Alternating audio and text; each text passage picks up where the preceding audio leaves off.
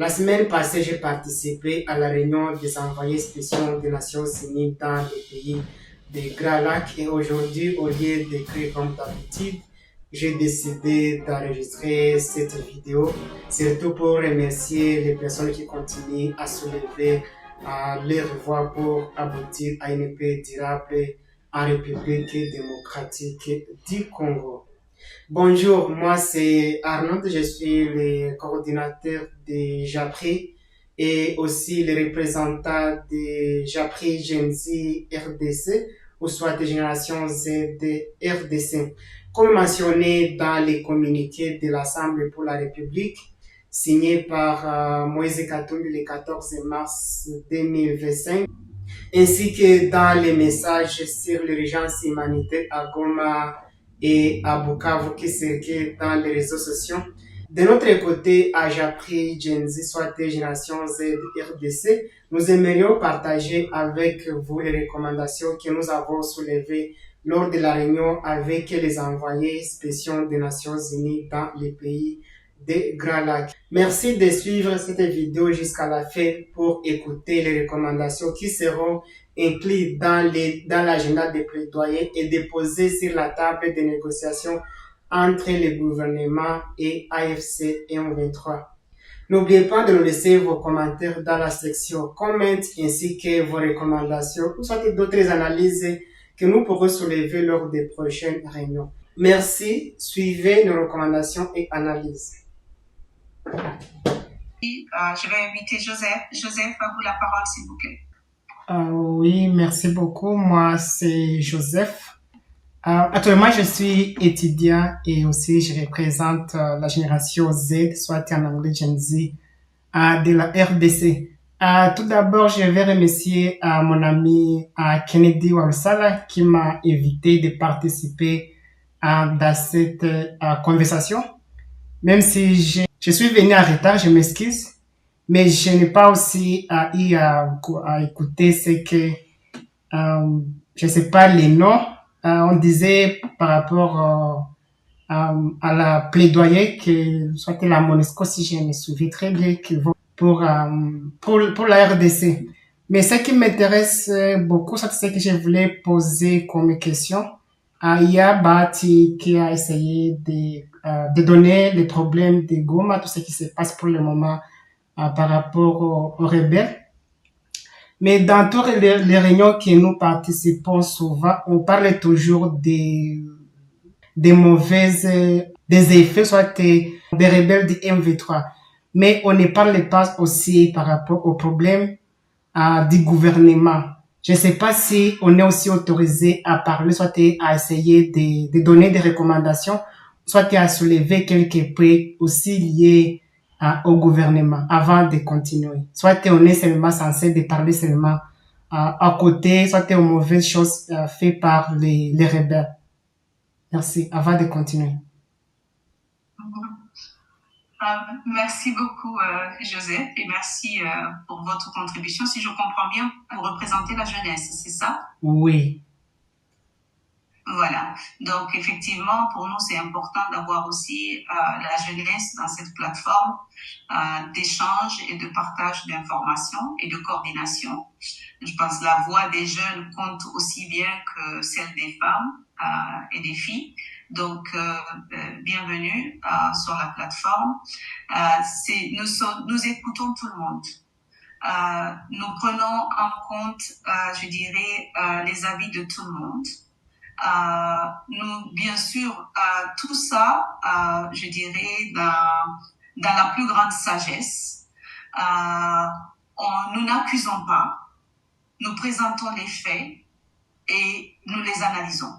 Donc, si vous présentez des éléments, nous espérons des éléments d'information. Si vous pouvez étayer avec des éléments d'analyse, ça serait toujours utile pour nous. Donc, nous ne sommes pas là pour pointer du doigt un groupe ou l'autre, mais nous sommes là pour écouter la situation en RDC et dans la région des Grands Lacs et voir comment on peut mener un autre plaidoyer conjointement à travers des informations que nous pouvons remonter nos responsables pour qu'ils puissent justement aussi contribuer à l'apaisement et pour qu'ils puissent contribuer dans le cadre de leurs bons offices. Voilà en gros. Donc, si vous avez quelque chose à partager, n'hésitez pas. Nous sommes là pour vous écouter. Nous ne sommes pas là pour vous juger. Mais nous apprécierons fortement si les informations que vous partagez, si vous avez des analyses qui puissent aussi accompagner ces informations. Voilà. Merci beaucoup. J'espère que ça a été utile. Ok, merci beaucoup. Donc, la première analyse, c'est par rapport à la discrimination, surtout aux personnes qui parlent le Swahili, soit aux personnes de l'Est de la RDC.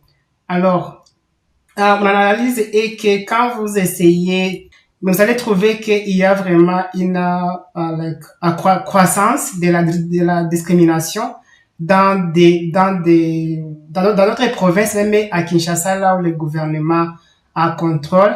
Mais jusque-là, il n'y a pas vraiment de mesures. Aussi, les médias ne parlent pas beaucoup de ces problèmes-là, de la discrimination, surtout aux personnes qui parlent les Swahili. Et autre chose que je voulais aussi notre presse, c'est par rapport aussi à c'est toujours la discrimination, mais ici est lié au problème de refus des services.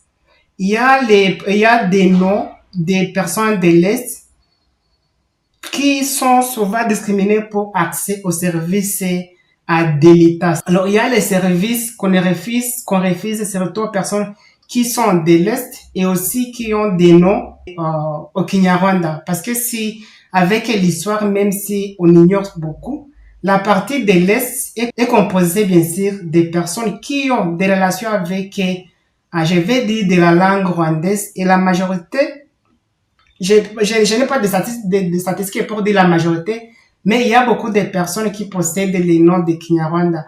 Alors, quand vous arrivez à Kinshasa, et quand vous voulez service du gouvernement, même dans les ambassades, ce genre de personnes sont aussi à discriminer, on ne donne pas de services. Ça aussi, c'est notre point que je pense que vous pouvez aussi ajouter sur les points des plaidoyers. Je vais aussi faire les plaidoyers par rapport donc aux jeunes. Aux jeunes, surtout les jeunes de l'Est, de la RDC, là nous avons le Nord Kivu, nous avons aussi le Sud Kivu. Bien sûr, on a les militaires auxiliaires que nous appelons Wazalendo. Mais vous allez voir que ces enfants, surtout ces jeunes, ne sont pas vraiment bien préparés pour affronter, je peux dire les rebelles pour le moment, comme on le dit souvent, ils sont soutenus. Alors, vous allez voir que ces jeunes qui sont mis, souvent en anglais, on appelle ça frontline, ne sont pas bien préparés pour affronter cette armée, soit ces rebelles. Est-ce qu'il y a aussi notre moyen de faire des recommandations? Comment, surtout que ces enfants puissent avoir, ces jeunes puissent avoir d'abord une formation adéquate, soit appropriée pour être un bon militaire et faire face aux rebelles. Autre chose que je voulais ajouter, c'est pour le moment, à part bien sûr l'insécurité et d'autres problèmes liés, les banques qui sont fermées, je peux dire que le gouvernement est comme s'il est en train d'épinir ou soit d'épinir la population. Parce que la population, vous voyez très bien, par exemple, un enseignant qui recevait ses petits riens à la fin du mois. Alors nous sommes dans la deuxième mois sans avoir quelque chose. Et comme vous le savez, nous vivons autour du jour, tout dans la ville de Goma. C'est quelque chose aussi que vous devez aussi essayer de parler au gouvernement, que la population de vivre. Il n'y a pas d'autre endroit qu'ils peut ne fût-ce que trouver leur salaire mensuel.